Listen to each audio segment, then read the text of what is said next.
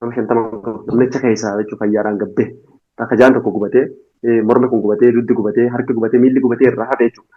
Yeroo sanitti aan fiignee hoggaa nuti ol seennu waan hundi cabsinee hoggaa nuti hulaa jara dhumanii sana ol seennu wanti uumame hoggaa namni rafu jiranii haafna jennee dheeyina akkanatti nama cicciisu jiru kan beekan namni ibiddi gubeechuun akkuma rafu jiru sanitti illee yoo ta'e dheeyitee akkana goote lafee sana keessa lafee keessaa fuuta. Onni fuuna jennee nama jireddee kana fuudhee lafee qalloo keessaa kana fuudhe girjeeta lafa jechuudha.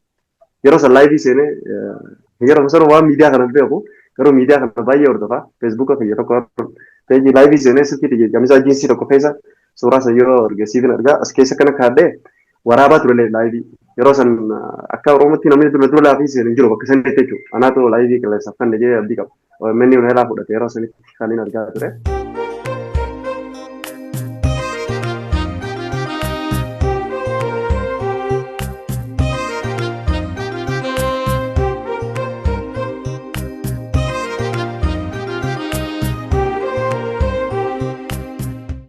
Akkam jirtan kabajamtoota hordoftoota Forex Entertainment kun qophii keenya Forex Entertainment irraa torban yeroo tokko isiniif dabru qophii keessummaati. Qophii keessummaatiin narraan tana dargaggoota qabannee isinii dhiyaannee jirra. Hanga dhumaa sagantaa teenyatti nu waliin turan immoo affeerraa ta'een kabajaati. Tole yaamicha keenya kabajee yeroo ta'e qaalii aartaa gootee asitti nu dhiyaatu keetiif hedduu tokko galatoom. Isinilleen kabajaadhaan warri Forexii kabajaadhaan gara Forex Entertainment nafaru keessaniif baay'ee galatoomaa isin jalqabaa inspire. Tole duuta kolfadhu mee jalqaba irratti gaa ka'umsa akka nu ta'utti maqaa kee irraa kaanu eenyu sin jaa? Maqaan kiyyaa Muraad Alii Jamaaliin jedhama. Gara sooshaal miidiyaatiin namoonni baay'een Muraadii fi Nabiidii fi Bultumtii na beeka. San booda itti deebina itti yookaan. Tole duuta galatoomii mee osoo waan biraa keessatti teenin wanti tokko dura kaafneeti san booda waan biraatti deebina. Taatee tokko wal qabateeti irra wanni bal'inaan irraa dubbachuudha bakka kanatti dhufneefi gaafa biyya Yemenitti ibiddi mana hidhatti qabatee namoonni hedduun achitti dhuman san quba qabdaati. Waa'ee sanii wal qabatee mee maal nutti himta? Duraan dursee galatoomi sagantaa keessan karaa kanatti nu ofeeroo keessaniiti gaafii kana gaafachuu keessatti illee duraan dursee warra Forexii galatooma isinii jechuu barbaada. Kanaaf achi keessa ture namicha keessa ture dha. Okay, mana hidhaa san keessa jirtaati? Namicha keessaa beerraa tokko. Okay, mee maaltu uumame gaafatan? Yeroo isa wanti uumame waan baay'eedha. Garuu ammoo qaba waa'ee maxxaawoqa irra wal qabata. Maxxaawoqa namoota waraqaa hin qabne waraqaa yoo inni dhaabbata yoo inni ittisa. Ni beektayeeti yaada nama waraqaa yoo inni hin qabne jedhaniiti gurguruu eegalan mana hidhatti. Hoggaa fuudhanii mana irratti walitti qabanii maallaqa gaafataa turan. Warra maallaqa qabu irraa fudhatanii gara magaalaa dangeessaa turan. Warra maallaqa hin qabne immoo bakka bal'oo wayii hoosha jaamti achitti walitti guuruu eegalan. Warra maallaqa qabu ja'a tokko. Kan maallaqa irraa fudhatan madanii darbaa kan maallaqa hin qabne ja'a tokko qabaa. Kan maallaqa irraa fudhatan kan ammoo kan maallaqa qabu kan biraa deemanii alaa guuran jechuudha. Jawaazaa deemanii kan hunda qaraara baasee yeroo san guuree mana hidhatti guuraa ture jechuudha. Achitti eega guuranii mana hidhatti walitti qabanii kaan jarraa guuranii kaan akkas lafaasan biyya tokkoof akkana eega lakkoofsise booda waliigalteedhaan waan sannumaatu waliigaltee nuti goone jarri kun haala kana yoo itti fufan as keessaa nu baasan waan ta'eef waan takka haa gaggeessinuu jennee lagannaa nyaataa gaggeessina jechuudha. Lagannaa nyaataa kana maaliif godhan kan jedhu dhufanii nyaadhu nuun jedhe poolisichi tokko hularraan ol seenee nyaatu qabdan nuun jedhe kanaaf hin nyaannu jenneen yoo asirraa nu gadi lakkifne birrii isinii kennan sun qabnu waan ta'eef asirraa gabboo qabnaa jenneen. Nutti hofleeti yoo nyaachuu baatan daqiiqaa 5 booda obsaa jedhee kan nu biraatti argalee hoggaan nuti inni as deebus nuti nyaata nyaannee ulas irraa namni ulaa irraa banee hin jiru. Ulaa wanni kana ni beektaa waajjira maneedha. Wanni shakkii qabdi afaan oromootiin waan jiru hundaa Shabaqa kana wanti qabdee. Shakkii tana keessa jira. Kalaas nuti hoggaan nuti ol seenuudhaaf yaalii godhu ni dadhabee boodarraa kalaas ulaa banee nu seenee jechuudha. Ulee fudhatee ulee ni nyaachisa jedhee. Ol seenee uleedhaan namoota tokko ularra jiran dhawuu eegalee yeroo kana ijoolleen saanaa nyaata itti nama kana ni beektaa manidhaa keessatti matee baatti xiqqoo kana.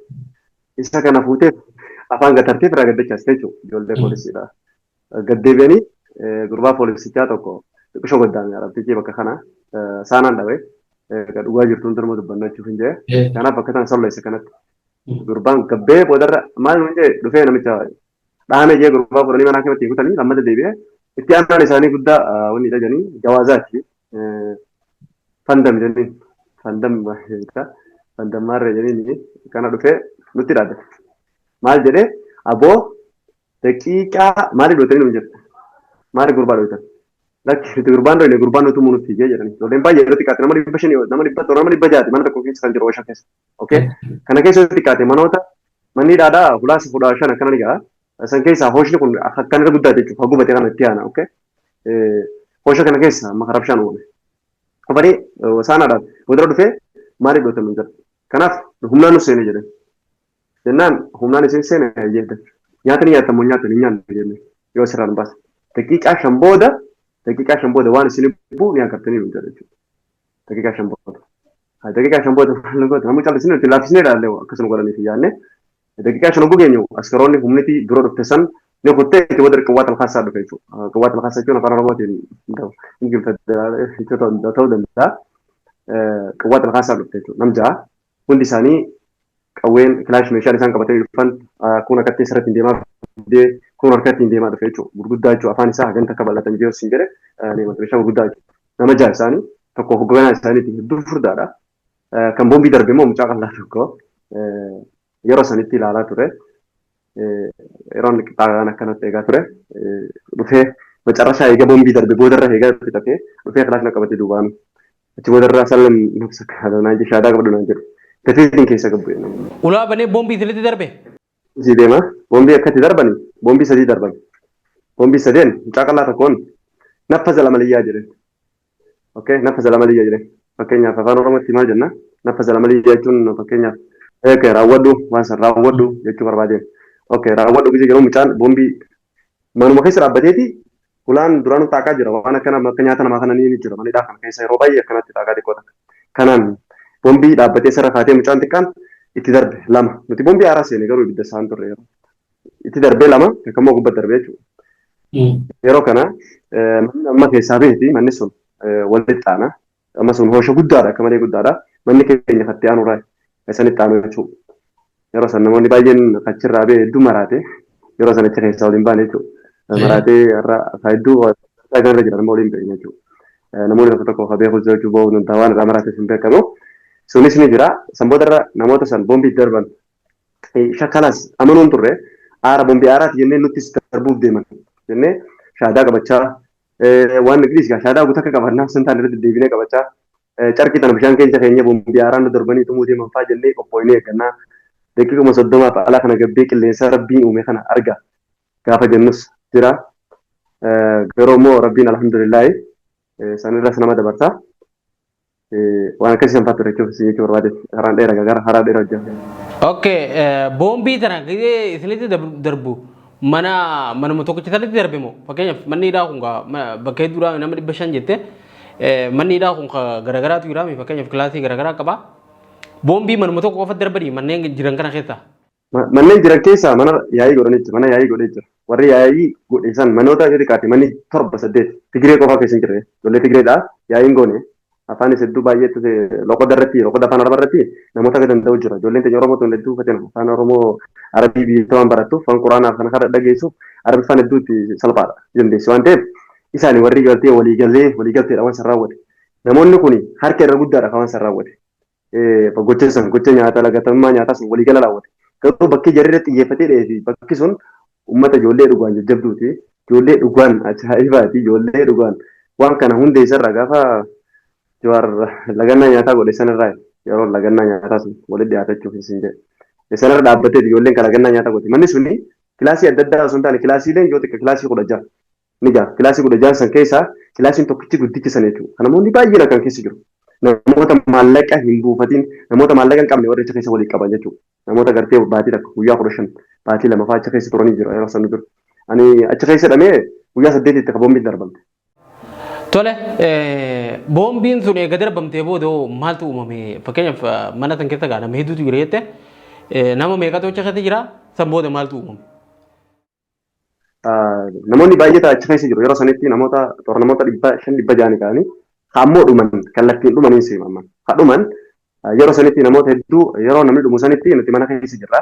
Ijoollee Tigiree hulaa fiiganii hulaa nurraa cabse namni tokko yeroo isaan olaa jabsan maksalaa jenni jira waan mana keessatti harkatti dhiqan kana buqqaafne nutis ittiin gargaarree hulaa keessa jiru san cabsinee boo'uudhaaf yaalii godhaa turre garuu nuun ajjee jira waan sanii eega cabsinee baanee namoota hulaa 10 hafesan jechuudha cabsinee turre namoota hunda laggayyaafne jechuudha eega laggayyaafne kompiitara jalaa fi kaameraa jalaa jarri hoggaanii fi namni akkasa dhumatee namni shuumau manni sun isaaraa ta'u waraanummaa sunu baqatee nu baqatee jechuudha yeroo nuti itti jijjiirra jechuudha namoonni baay'ee yeroo xiqqaate nama laafee miti namoota yeroo xiqqaate kuma 5 caala jedha namoonni yeroo san itti gajjiine jechuudha bakka itti gajjiine yeroo san uummanni meeshaa isaaniitti nu geessu yeroo san rasaasa osbalillee nu geessu yeroo san amma nuti waan hafnullee nutti fakkaanne beekatu kan mataa kiyyaafuu waan duuna fakkaate dukkaan isaan achi keessaa qabanii fi waan isaan qabaniif kompiitara kana hunda amma biyya kiyyaan jira alhamdulillah dhugaa rabbiin dubbadha yeroo sanitti maqaallee jijjiirra jechuu kiyyaan innaa du'aaf na barbaadanii achi keessa ilaa maqaa nabiirii jijjiirrachuu kiyyaati sooshaal miidiyaa banadhee isaan kun ukkaamsuudhaaf shooronni taphatanii jiru kanaaf yeroo sanitti kompiitara caccabsine achi keessa kaameraan caccabsine kaameraan yoo laafuu hafuu mala garuu hin beekne kaameroota gargaraa caccabsaa turre sanboota kompiitara tokko keessa namoota cheeggoone jechuudha wanni achi keessa jiru nama 500 wayii ammoo achi keessaa bahee nama 50 hin gahu nama 50 hin gahu namni achi keessaa jechuudha fayyaadhaan gabbee akka jaan tokko gubatee mormi kun gubatee duddi gubatee harki gubatee miilli gubatee irraa hafe jechuudha yeroo sanitti aan fiinee hoggaa nuti ol seennu waan kun ta'e cabsinee hoggaa nuti hulaa jara dhumanii san ol seennu wanti uumame hoggaa namni rafu jiranii haafna jennee dheeyina akkanatti nama cicciisu jiru kan beekan namni ibiddi gubeechuun akkuma rafu jiru sanitti illee yoo ta'e dheeyitee akkana goote lafee sana keessa lafee keessaa fuuta onni fuuna jennee nama jireddee kana fuudhee lafee qalloo keessaa kana fuudhe girjeeta lafa jechuudha yeroo san laayivii seenee yeroo san waan miidiyaa kana beeku garuu miidiyaa kana baay'ee hordofaa feesbuuka kiyya tokko peejii laayivii seenee silkii jamisaa jiinsii tokko keessa suuraa san yeroo argisiifin argaa as keessa kana kaadhee waraabaa ture laayivii yeroo san akka oromootti namni dura laafii seenee jiru bakka sanitti jechuudha anaatu laayivii qilleessaaf kan jee abdii qaba manni hundaa fudhate yeroo sanitti kan inni argaa ture. Okay, gaafa akkasitti rakkoon tun osoo uumamin dura osoo ibidda boombiin kun achitti hin darbamin dura qaamni bakka sanatti hordofaa ture hin jiru fakkeenyaaf dhaabbata akka fannoo diimaa dhaabbata akka IOM dhaabbonni garaagaraa bakka sanatti UNHCR immoo namoota waraqaa qaban malee namoota biraa hanga irratti xiyyeeffatan illee dhaabbileen akkanaa kun bakka sanatti hordofaan ture. Dhaabbanni fannoo diimaa kan jedhan ni jira nu biran geenye yeroo na biran geenye achi keessa hularra ni dhufan jira uummanni sun fi bulan yoo hayyamanne naqanii hayyamuu baatan irraa deebi'aa jiranii raan dalaga waan ta'eef manni hootiidhaa jechuudha manni raan dalaganii namoota gartee tokko yoo keessumeessa malee dhaabbanni yoonni inni dhufanii warri yoonni dhaa dhufan waraqaa yoonni nama qabu namoota hattaa galmaa'ellee achi keessaa baasuudhaaf yaalii godhaa turanii namoota tokko illee kabaasanii jiranii san booda immoo egaa nama guban booda amma akkisiifaa namoota egaa gubanii namoonni jaa tokko shuumee booda namoota jaa tokko walitti qabanii amma nutis nu fixuu deeman amma jarri isaan walitti qaban sun nuyi bakka takka walitti qabanii makiinaa bishaan owwaatu tokko illee makiinaa mootummaadha makiinaa bishaan san nutti darbaa ture jechuudha nutti darbanii bakka takka walitti qabuuf yaalii godhan garuu ana yeroo sanitti akka nama maraatee fiigee erga bahee dallaa ala bahee deebi'e duuba maaliif namoota akkasii dhume sana illee waan hin jala duuna fakkaate jechuudha kanaaf bakka niin baay'eetii waan takka murteessuun beeku yeroo sanitti san booda dhufanii makiina waan ijoolleen taatu taata inni waliin dachaanee makiinaa gubbatti nu fe'anii achirraa gara magaalaa Adan jaaltotti nu fe'an jechuudha. Warroota hafe namoota kan fixan nuti warra dhumee fi nuti achi taddacinne jechuudha. Warroota immoo namni tokko walii qabanii maallaqa kananii fi hojjechiisaa turan. Warroota hanga makiinaa 6 fe'an makiinaa guddaa kana horii itti fe'an tokko garee guddaa tokko kan nama keessaa mul'atu. Kana keessa guuranii karaa Adan guyyaa lama kan makiinaan deema makiinaan guddaa sanii qonqota kan malee osoo nyaataaf jinnii nuun hin jenne makiinaa san gubbaan nu fe'anii barahaa Adanii fi magaalaa yaani uummata wanni maaliif junuubii shimaal kana jidduutti nu naqan jechuudha. Bakki isin keessan kun hidhaafi moo maaliif isin keessan achi gaduma isin lakkisuufi? Amma achi nu geessanii akka waan biyya galaan jiran xarafa san nu geessan achi nu naqanii san booda irra ka maallaqa qabu gartee qabeenya maallaqa xiqqoo qabu dala hojjetee qabu magaalaa sanaa sanitti qabu ka'ee socho'ee galachuu gara magaalaa Adan seenu. Magaaluma Adan seenuu yeroo sanitti seenuu dhorkaa godhanii turan. Halas nama akkaan jabaatiis seenaa nama akkaan halkan kana deemu nama osoo deemu jiruutiin halkan ilaa halkan isaa furanii deemne asirraa eegalle osoo ifaa kana dhaabsannee gaara keessa deemnu karaa uummata poolisii isaanirraa meenee deemnu hallayyaa guddoo akkaan dheertuu keessa bu'ee kun xiyyeetuma asitti akka malee na miidhamtee ture guyyaa sanii sababa saniiti yeroo san gaalaas uummanni nu gaddabarsee magaalaa Adan naqee jechuudha magaalaa Adan sababa saniitiin miidhamee jira maal hojjetaa magaalaa achii Adan san seenne jechuudha. Okay, namoota bakka sanatti ibiddaan gubatan sanii akkam ta'an eenyutu awwaalee dhimma sana eenyutu hordofaa ture san booda? Waan sani namoonni gartee waan san awwaale ni awwaalanii namoonni awwaale borriin lafa qotanii awwaalan jechuun dhaga'e. Garuu immoo nuti ni ukkaamsan namoota baay'ee ani guyyaa 15 osoo hin turin magaalaa sanitti achi magaalaa san keessaa waraqaa yoo inni itti sarfajan gartee sababa isaa irra qabasan jechuudha. Waraqaa yoo inni san yoo inni dandaqee guyyaa takka keessatti hin fudhadhe. Guyyaa takka keessatti uummata yoo inni bakka lubbuu dhaabbadde fudhadhe guyyaa 3 moo 4 osoo jiru magaalaa sanaatti hoggaan deebi'u namoonni baay'een hiriira ba'anii bakka yoo inni itti magaalaa sanaa jiru taa'u jira namoota baay'eedha. Yeroo sana achi dhaqutti yaasin oroo safwaan namoota baay'eedha. Naannoo sun jiranii yaaddoo sabaa kan jedhamu tokko jira. Yeroo sanitti namoota isaanillee dilasa duritti dhiyaannee hin beeknu waliin beeknu. Anis yeroo sanii gara sooshaal miidiyaa kana dhufu jira. Yeroo ani fiigee magaalaa sanitti maxxaa qabadhee gaafa deebi'u namoonni baay'een achi raggalanii jara ilmaan keenya fitan jedhanii baay'een achi raggalanii suuraa qabsiisanii dhibeetii gadi yaadu. Ati mee jalqaba ibsuutti deebisa bara kam biyyaa baatee achi dhayxee akkamitti dhayxee hoo? Duraan dursee ani ganna umrii kiyya ganna 14 irraa kaasee tijanin biyyarraa bahee asirraa gara Somaaleetiin kan hin deeme Somaaleerraa gara Basaasuutiin hin deeme jechuudha. Gaafaan asii gad deemu ani waa'ee suudii fi maal kana suudii deemte jedhanii dallaallee kan fuudhee na baase asuma biyyamarraa namoota baay'ee akkasuma ta'uuf hin jedhi yaada waan baratan namaaf hundaaf haaraa miti. Gaafa immoo garagaltu rakkoo garaagaraa ni jira.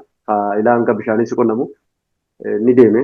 Gaafa Basaasoo dhaquu wacii buusaa maal jedhanii maatiitti illee lubbuutti illee dhiibatan maatiin illee buusanii hanga Somaalee goggoon gad dhaqu immoo Somaalee keessaa xiqqishoo maatii keenya irratee jennaan xiqqishoo na tursiisa. Xiqqishoo maatiin keenya illee yeroo sanitti xiqqishoo wallaahi harka qalleessa waan inni jiru jiru waan gartee maallaa akkasii yeroo sanii na erganii biyya Arabaa san oofan hin qabanii ammoo qarshii hanga kuma 10 wayii kana erganii turan jechuudha maallaqa yeroo sanii deemu jira duri.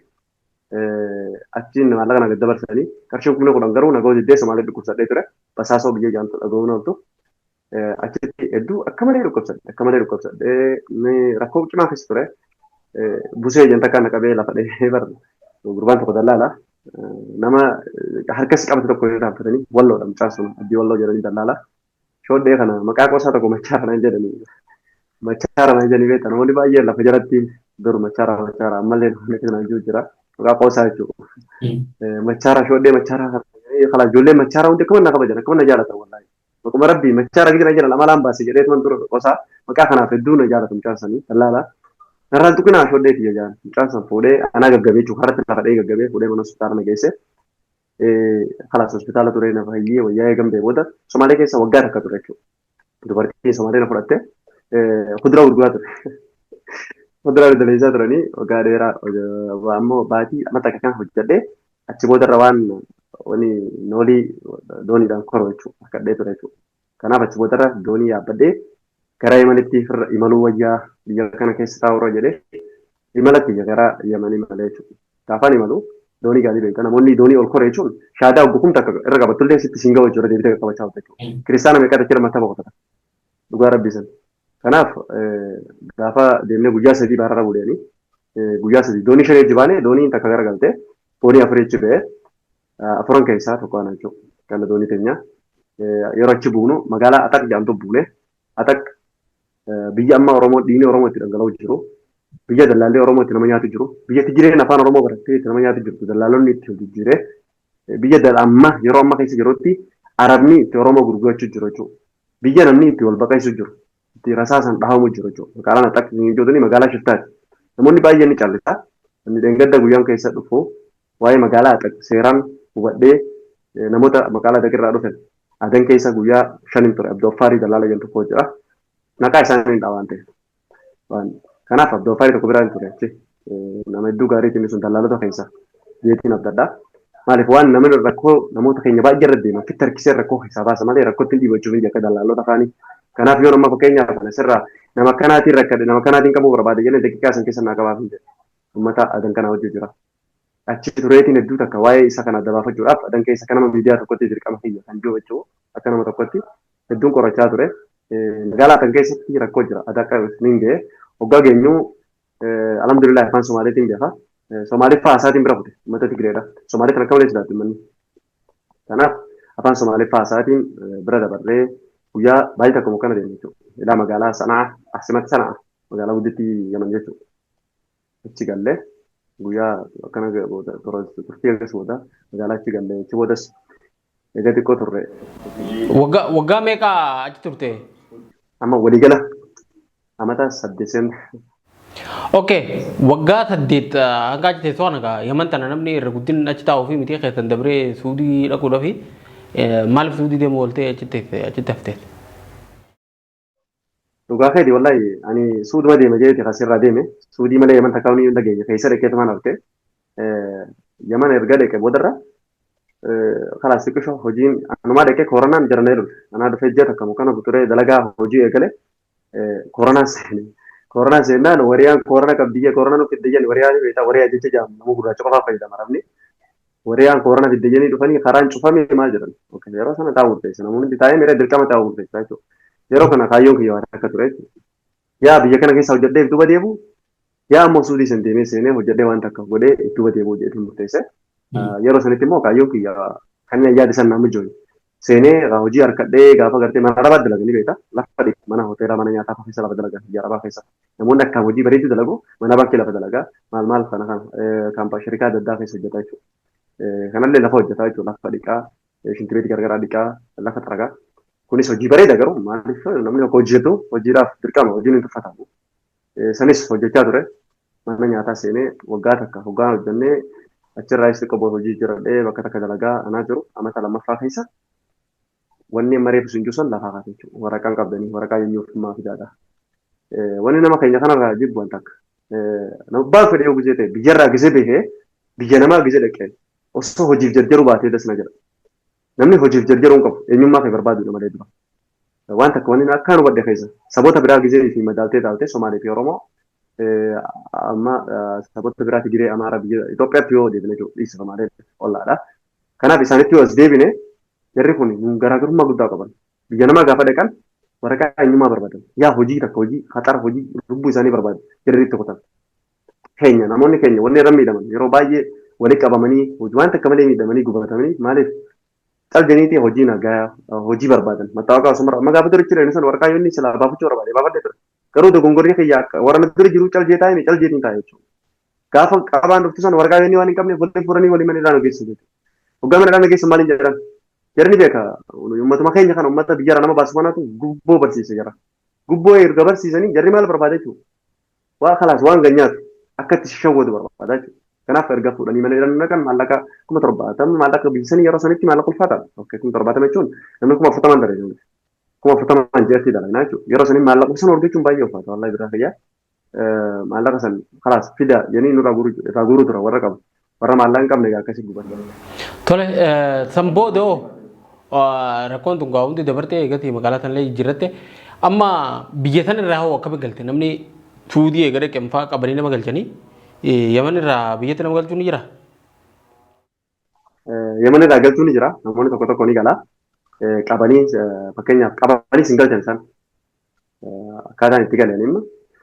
Dura dursee hojii san booda xiqqishoo eegan achi magaalaa sana isaaniitti deebi'ee namoonni baay'een namoota irra fakkeenya godhadhee fakkeenya garaagaraa namoota gartee waa'ee garaagaraa hojjettee namni karaa kamiin hojjettee biyya kanarraa akka itti galtu okororraadha jechuudha.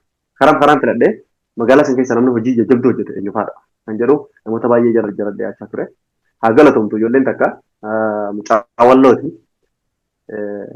Kalaas ijoollee hedduu sooshaal miidiyaa kanatti hojjetti. Mucaan sun hedduu ijoollee yuutubaroota jala dhiyaata. Garuu yuutubaroota waan hin beekneef. Mucaan sunis ifittiin harkiseeti. Hota jedhee boo ati nama dandeettii addaa qabu. Saala aruuzaa tokkotti irratti shaggooyyee nu taphatu. Shaggooyyee aadaa kana hedduu xiqqoo. Waa'ee shaggooyyee aadaa saalaa aruuzaa abbaa gadaa kan jedhan tokko irratti seenne shaggooyyee wayii akka sirbine shaggooyyee sana dhaabbatee namoonni tokko tokko nu dhiyaate. Kanaaf nama dandeettii addaa qabu hojjedhu naan jedhe mucaan sun hojiitti gara mee laggalee bar diraama tokko si daleessu naan jedhe. Waa'ee diraama sharmaan keefaa dur silkii faa keessa laalu turre malee takkaa diraama waa'ee diraamaa beeku waan ta'eef malee si oolleedha. Kanaaf fayyee diraama si daleessu naan jedhe kodda lageeyyee dubartoonaaf itti diraama tokko na daleessitu ijiin naa godhe ijiitii naa banee irra naa kaa'ee akkana dalagan naan jedhe mucaan. Nama hedduu dinqisiifachuu barbaadu galatoomiin jaan sadarkaan amma jirurra kan nageessu sababa isaati. Achi booda namoota baay'ee dhiyaachaa ture.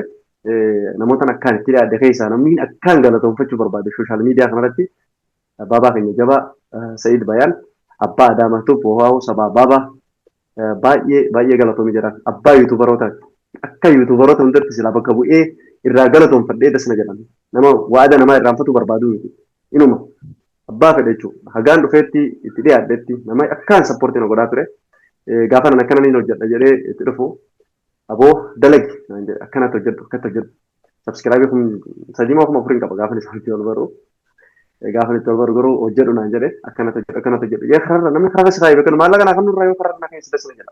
So duba akkamitti galtee jira? Achirraa kan itti galee waa'ee kana qabadhee jechuudha waa'ee yuutuubii qabadhee hojjedhee meeshaa takka takka bitachuu danda'e kaameraa fi meeshaalee garaagaraa takka takka kaawanii istiidiyoo banadhaa jee murteessa jechuudha. Yeroo amma Iraan Yaman dha'u wanni Israa'el Yaman dha'u jirtu waan dhawatan ji'oota torba kana dura yeroo kana akka malee miidhaan turte miidhaa kana keessa biraatu miidhaan nurra deemee ture miidhaan biraatis akkanarra hin geenye mala dhaachuun qaba jedhee kaameraa tokko bitadhee sa'iidaa galatoomu kaameraa kiyyaa fi meeshaa takka takka keessa kannadhee ani gara baharaatiin ammallee baharuma filadhee jechuudha galuudhaaf baharaan kaffaladhee gara baharaatiin dhufee gara biyyaa galee amma sadarkaa kanarra. Okay, baga rabbi nagaan galchee tole amma gaati yuutuubaraa fi wantoota garaagaraa istuudiyoo qabdaa mee hojiilee akkam hojjetu jirta wanni ati amma irra jirtu galte maali? Galatoomi duraan dursee nuti wanni irratti hojjennu yeroo baay'ee piraankiidha. Piraankiin nuti afaani waa'ee maqaa kiyyattiin si deebi'u takka reefu tana maqaa kiyya Nabiil siin jee ture. Wanni maqaa Nabiila dabbaafadheen magaalaa san keessaa namoota tokko tokko maallaqa kananii fi namoota waa'ee sanii waa'ee dhumiinsa namoota Yemen keessa seeraan dhumeessan namoota seeraan beeku guuranii maallaqa isee kana jechuun ajjeessaa turan. Bakka kana achi buutee dhabamsaa turan. Ijoollee dandeettii ispoortii qaban baay'ee biyya sana keessa ture dhabamsaa turan. Yeroo sanitti maqaan na jala dhiyaatanii isaan jennaan ani maal filadha jechuudha. Maqaa Nabiil jedhu kana jijjiirrachuu qaba. Waraqaa yommuu yoo dubbiin jabaatte malee seeraan hangaafatanii yoo dubbiin jabaatte waraqaa fiitti garsiisa. Silaam muraa dhalii jamaal kan isaan qabanii fi gaafa isaan qaban maxxaawaa kan qabu ammayyaa kan qaban ammoo maxxaawaa qaba jechuudha. Kanaaf deebi'ee maqaa kiyya Nabiil kan jedhu gara sooshaal miidiyaatiin nama kan irraanfachiisuu qaba. Namoonni waan kana raawwatan magaalaa san keessa jiran akkuma beeku koomaniitii waan jedhamu jira. Magaalota biyyoota adda addaa wanta keessaa koomaniitii yookaan uummata gartee jaaliyaa. Uummanni sun uummata akkaan si dhiyaatee si beeku uummata akkaan namoota meeqaa magaalaa kan keessa jira beeku jechuudha. Uummata sanii uummata akkaan dhiiga Oromoo san dho'ise jechuudha. Dhiira ijoollee sanii dho'ise dhiiga uummata sanii awwaalee. Jarri suni ani wannin akkaan maqaa kiyya jijjiiradheef ilmaan isaanii namoonni akkaan biratti beekumtii qabu ijoollee san ijoolleen achi dhalatte magaalaa san keessatti Nabiil naan jedhan maqaa kiyya dafeetiin Nabiil kan jedhu kana bira akka guddatu yookaan bira akka baay'atu godhe jechuudha. Muraa kana irraanfachiise. Maaliif yoo maqaa kiyya muraa jiran kana anillee gocha akkasii narra raawwatan kan jedhu maqaa Nabiil jedhu kana moggaafadhe jechuudha. Maqaa sooshaal miidiyaa kiyya Bultum TV hajuu maqaa yuutuubii jechuudha. Kana moggaafadhe gara sooshaal miidiyaa hundaan Nabiiliin dhiibbaa garaagaraa uumuu eegale jechuudha. Piraankiilee garaagaraa kana diraamaa waan akkanaa hojjechaa turre yeroo baay'eedhaaf wantoota kana hojjechaa turre isa kana fa'aadha. Ammaaf ammoo sadarkaan amma irra jiru egaa biyya galee ji'a torba kaameraa fudhadhee dhufe gaafa dhufu immoo biyyi tun hedduu biyyitti feeteewu si gargalti. Waggaa biyya kaan irraa kaatee biyya ta'ee dhufte biyyitti feeteewu biyya ta'eetillee taatu biyyee ta'eetillee taatu lafa ta'eetillee taatu si gargalti. Garagalummaa takka ni qabdi garuu immoo ati jabaachuu qaba jedhee murteessee baatuma sanarraa kaasee hedduu takka of jabeessaa ture. Har'a immoo inshaallah yeroo biyya istiidiyoo fayyaa qabdu gartee magaalaa kana keessa deemtee miskiina garagaraattis intarvuu gootee gara sooshaal miidiyaatiin hawaasaaf dhiyeessitu gara biraatiinis sagantaa aruuzaatis hojjechuu dandeessu. Fiilmii garagaraatiillee namoota gartee aadaa harargee keenya kanaaf hojjettu. Namoota baay'ee nuti yoo deebine amma waa'ee hojii jettu hoggaa deebinu fiilmii afaan harargee bitatti hin qabnu. Waa'ee irra baay'iseen waa'ee aadaa keenyaa bifa fiilmiitiin hojjedhee as bu'uu fa'a kan afaan jaaladha. Akkaan jechuun yoo dandeettii harkadhee gartee sappoortii ibboodhe numa godha garuu ani waan jedhe kaayyoo kiyyarratti rabbii kiyyarran kaadha namarran kaadha waan ta'eef sadarkaa kanarra keenya jirra. Meeshaa gaata akka takka sini guuttataa istiidiyoo jechuun narra beekta hedduu kabbaadidha istiidiyoo banuun garuu meeshaa takka takka sammaa harkannee jirra. Kaameraa ni qabna waan takka takka ni qabna waan nurraa irrates hojjennee itti finna jechuun barbaadeeti. Isuma kanarra dhaabee waan takkaan jechuu barbaada. Hawaasa kiyyaaf wanni dhaamuu barbaadu jira asirratti. Warreen gartee Forex Entertainment jala teessanii daawwachaa jirtan guddaa galatooma isinii jechuu barbaade. Haadholee jira birraa kiyya. Haadholee ilmaan dhabdee tas jala jira. taarraan tana ilmi kiyya ganaa ol deebuu jira jettee haala gatee jirtu jira. Hachi lachi butee dhabamsiisan jechuudha. Du'ee malee waa takka du'ee sanillee sila ilmi sii bira ga'e. Hidhamee sanuu kan osoo hin dhagahin du'ee illee osoo hin dhagahin hagarraan tanaa ilmi kiyya dhufa jira jettee ulaa foddaa gara hundaanuu gaxeegaa jirtu jira. Isi saniif ummaatiyyaaf keessaan rabbiin keessaan si qunnamsiisee hasaasa jedhanii keessa keetii rabbi si agarsiisee imaana sabri rabbi si hafannu obboleessa obboleettii dhabdeef obboleettii obboleessa dhabdeef rabbiin jajjabina hawwaaf jecha isinilleen kana jedha. Tole duuta akka galatoomii ulfaadhu meegaa waan hedduu kaafne hangamma waliin turre wanni hangammaan kaatin yookaan dubbachuun barbaadaa hajjettu yoo jiraattu ati carraa fi kanneetiin sagantaa keenya golabna. Galatoomii wanni asirra dubbadhani waa'ee dargaggootaati. Wanni nan irraa dubbachaa ture waa'ee dargaggoota biyya teenya keessaa bahaniiti. Har'aan gochii narra raawwatee gochii narra raawwatamee fakkeenyaaf carraa lubbuun jiraachuu argachuun kiyya akka nama jaaraa tokkotti ani alhamdulillah ofitti hin gammada. Akka tokkottis ofitti hin gada. Maaliif har'a akka wanni nu galuu qabu miti dargaggoonni yeroo baay'ee waan nu keessa jiru ilmi namaa nuuf haa beeku jennee yoo jenne hin danda'amu kun hin ta'u waan hin taane namni yoomiyyuu taanaan waan si keessa jiru hin beeku jechuudha. Ati maan ofiif beekee kayyoo kan kee fuula duratti utaaluun nurraa barbaachisa. Kanaaf dargaggoo fi waa dhaamuu barbaada. Dargaggoonni wanni dhaamuuf namoonni biyyarraa gara biyya alaatti deemtan garoota biyya garaagaraatiin karaa seeraan alaatiin biyyarraa baatan wanni isin dhaamuu barbaada. Ana fakkeenya godhadhaa akka nama tokkotti wanni irratti hin ta'in hin jiru. Osoo du'aa taates gaafa sanattis gubanne tokko jedhi. Sanii asittis wantoota gaafa baharaan deebinus yoo du'aa taate doonii sun nyaatte qurxummii yeroo lama bahararra deemne jechuudha. Kanaaf rabbiin alhamdulillahi gaafa rabbiin ni baata siin jedhu baata. Kanaaf rabbiin nu baase namoota tokko akkam jaabirraa beektaa ofii milkaa'ee galeeti nuti milkaa'ina nu kutaa yookaan milkaa'ina ilmaan keenya kutaa jedhama beektaa. Kanaaf milkaa'inni wallaahi rabbiin bakka jirtutti si razzaqa riskii isaa qaba harkaayi nallahu razzaq rabbiin siif kenna bakka jirtutti biyyarraa baatanii amma keessattuu amma warra yeroo dursaniif nagaa xiqqoo amma warra dargaggoota amma biyyarraa ba'uufiin waa dhaaman asirratti. Dargaggoonni amma biyyarraa bahu du'a malee wallaahi riskii Yamanii fi garaa Suudii jirtan jirtu amma. Amma namoota yoon birraa fakkeenya si godhe xiqqoo haasawlee sirra dheeressee magaalaa Adan Bengada dhoota namarra jidduma tana baate amata lama osoo hin ga'in nama tokkoof dura nama tokkootu bargalaa magaalaa gudditti Sa'aadaa jedhamtu Yaman keessatti dhuman jedhanii guree qabdanii Afrikaa jedhanii hedduu Aljazeeraa fa'aa jalaatu darbaa turan. Yeroo sanii ijoollee teenya eenyu fite nama hundaaf hin galle. Waan sana ni mataa kiyyaaf irratti hirmaadheetiin ammacha keessatti jechuudha. Intervuu miidiyaa shammoo jaa dhufee intervuu nu godhaa ture. Afaan lamaan intervuu ta'a. Afaan Oromootii fi Afaan Arabaatiif. Garuu viidiyoos tokkichi isaa qilleessa irratti hin baane. Viidiyoos akkasitti hukkaanfame. Kanaaf hin jibban. Waa baay'ee gisee intervuu waan jaamu kana hin jaalladhu. Kanaaf hukkaanfame jechuudha. Wanni sun kan ta'e ijoolleen teenya bakka hundatti dhumaa jirti. Gaara keessatti saarota suudiin itti darbitee fixaa jirti. Ijoolleen teenya akka malee wal nyaadhamaa jirti. Bakka hundatti dhumaa jirti. Kanaaf yoo biyyarraa bahuu dhiisanii wallahi biyya ofii keessatti waan xiqqoo takka qabatanii hojjetan wallahi ani ni gammadaa fi wanni takkitti dhaamuu barbaaduuf duraan dursee isii tana wanni gartee isinillee galatoomaadha gara forex entertainmentiin foddaa deessanii sagantaa kana nama qabdanii waa'ee kana nu agarsiisuudhaaf hedduu galatooma hawaasa xiqqishoo waa'ee kana nu ibsi waan jenniif waan san dirqama bakkaan ga'uun qaba kan jedhu guddaa galatooma jedhaan. Biyyatti illee ergan galee namoonni xiqqisho sappoortii na godhee akkaan gartee hojiitti seenee akkaan hojjetu na godhee na deddeeggarella nama tokkoon galatoomuu barbaada. Isinillee biyya keessaa kabajamoo keenya kantiibaa magaalaa Ciroo obbo Muhammad Umar hedduu takka sappoortii na godhee hedduu takka jabaachuu qabaa mucaan kun hojjechiisaadha.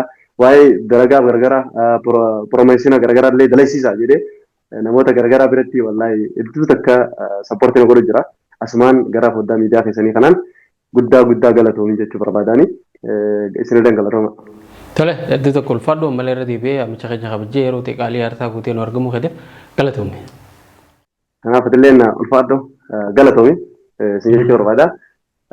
Nullee wal barnoota gaarii foddaa keessanii galatooma of eeggannoo gaarii jedha. Egaa kabajamtoota hordoftoota Forex Entertainment qophiin keenya keessummaa irraa qabannee dhiyaanne kan hanga ammaa hordofaa turtan kana fakkaata qophii biraatiin hanga ol deebinutti torban gaarii qabaadhaa.